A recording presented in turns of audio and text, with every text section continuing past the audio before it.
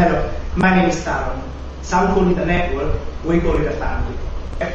So I was diagnosed in September 2008 with malignant melanoma, and I've been through 2 operations, and now I'm going through clinical trial to avoid the probability of it coming back.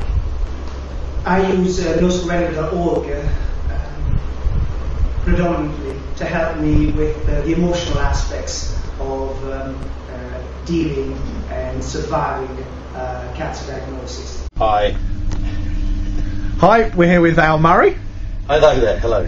For the latest buyers blog for the No Surrender Charitable Trust, backstage at the Manchester Apollo. That's right. And you've been very kindly going to create something for us. Yeah, God knows what it's going to be like though. I can't draw. Okay. By any stretch of the imagination. So what I'm going to do, I've got, in the TV show I do, Al Murray's Happy Hour, we have like 6, they're not catchphrases as such, but they're things that keep getting said. They're not really catchphrases really. So what I thought I'd do with a white canvas, a blue pen and a red pen, is write them on here, all these different phrases. Fantastic. In the shape of a Union Jack. Come on, England. Come on, Britain. Landlord is supposedly synonymous with Great Britain. So let's see what happens. I mean, I may even get the Union Jack wrong because I'm so bad at drawing. So okay. There we go. That's the cross in the middle there. We've got that. That's the red bit. See, we're up against it here, and then there's a blue bit there, isn't there? Yeah. And a blue bit there, and the blue bit. I don't get along with triangles. There we won't go. get onto dodecahedrons later. There's our template. Right, so we'll start off with the red bit. So, shame on you. Right there. I like your hair. Do I need to ask background for these? Well, shame on you. What sort of? I like your hair, and what sort of things do you like? Is the landlord's chat up technique? He believes that the way to chat up a woman is you first of all compliment on her hair to put her at her ease. Okay. And then you ask her what sort of things she likes, and feign an interest in those same things until she gives up with the conversation and puts out to shut you up. Okay. And that's his. And she'll know nothing about him, but he'll know everything about her. Exactly. Yeah. School textbook stuff. Yeah, exactly. I like the same things too. So that's the middle of the. That's what this is. This is. I think this is going far better than you had imagined. Okay. On my day is basically I used to have a bloke who used to work for me who would swear blind that on his day he could beat Tiger Woods at golf. He'd go, on my day if I played my perfect round I beat Tiger Woods. So that turned into like, on my day I could out sing Lionel Richie. On my day I could out whatever, out drive Lewis Hamilton. On the day, if I get everything right, on my day I'll beat them. And so that became like a bare boast of the landlords. Whenever he had a celeb guest, and he go, on my day I could have been in Spandau Ballet or whatever. So did you ever see him on any day? No. He never ever.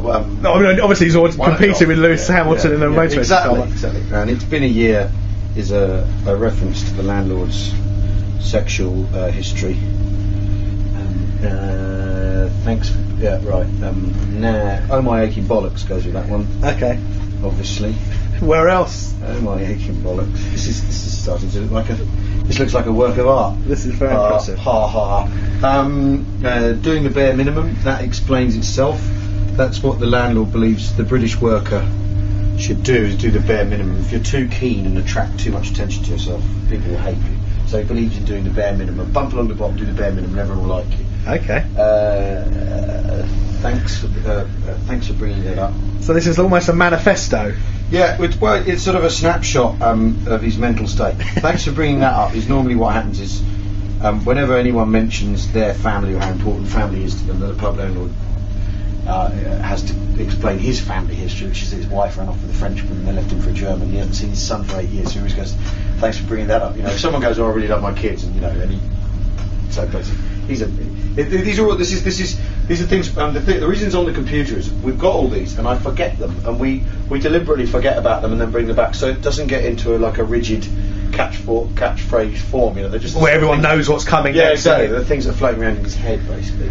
And now I've looked at them again. I'll need to remember some of them for tonight's show.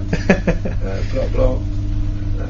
So you are in the middle of a tour. I don't Yeah. know. Is it quite difficult for you to think about writing these and me asking you questions that aren't relevant to what you're writing? No, not at all. Because it's all to do with the landlord, with the pub landlord. And we'd like to distinguish between the character Yes, and he and I are quite different. What inspired you to create him? Well, it was an accident. It was a complete accident. I was working with Harry Hill, and we had a show called Pub International where I was playing the drums in this band called the Pub Band, and he was singing. We had a keyboard. We went to Edinburgh, and I'd done another act that didn't work. Came up with this other thing that didn't work. So we were literally said, "What are you going to do?" So I don't know. How about? And the show was called Pub International. We had this pub band in the show. I said, "Well, how about be a pub landlord?" He went, "Yeah, whatever. Yeah, that might work." And I went on stage that night in Edinburgh and did it. And it literally with like half a dozen ideas scraped together in a great hurry, and it worked. And then we went on a big tour, like 40, 50-day tour. And by the end of it, I had an act, and it's all an accident. And that's what I quite like about it is Not contrived. I never figured it out, and I read the reviews the year after that when they're going, oh, it's this, that, and the other thing. Oh, that's interesting, because as far as I know, I've been literally making it up as I went along. I never figured it out. He's not even got a name, you know. Never got round to it, you know. Right, what else we got? Yeah. At least any criticism that did come, you can just on the duck's back. Well, you know, Yeah. it's a work in progress as well. Still a work in progress. Yeah. And that's what's been interesting about writing it. It's still a work in progress. That's why I forget stuff, because forgetting things and letting things go is a good way of moving forward. But it's also because I can't remember things. I've got a really bad memory. Okay. 4 consecutive pub fires for tax and insurance purposes. Yeah, the landlord has faked his death Okay. 4 or 5, at least 4 times for tax and insurance purposes. But the first time he'd forgot to take out insurance or that sort of thing. No problems. So, quite a grueling tour. Well, Grueling's probably the wrong word. grueling's the wrong word, because we're staying in nice hotels and we're not eating gruel. But yeah, it's Thursday, isn't it? You know, I mean, I get into that thing of really not knowing what day it is and stuff. But I don't expect anyone's sympathy. No, you know nor should you have it. I don't want it. I don't want it either. Not doing it. You're good, but you're no queen. That's what gets said to the bands. Okay, we won't go for the pink pound there. No. The landlord's a Queen fan, and a one-eyed Queen fan. Only likes Queen. So if we have a music act on the show, they have to cover a Queen song to make up the fact that they're good but they're not Queen.